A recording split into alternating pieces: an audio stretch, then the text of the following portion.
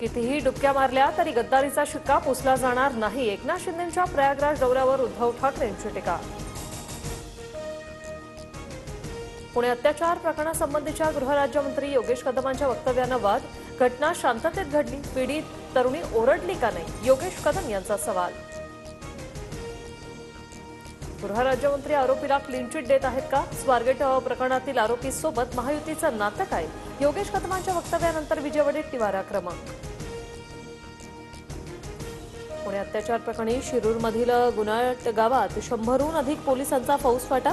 गुन्हे शाखेकडून आरोपीचा शोध सुरू. पुणे प्रकरणातील आरोपी उसाच्या शेतात लपल्याचा संशय. ड्रोनसह डॉग स्क्वॉडच्या माध्यमातून तपास सुरू.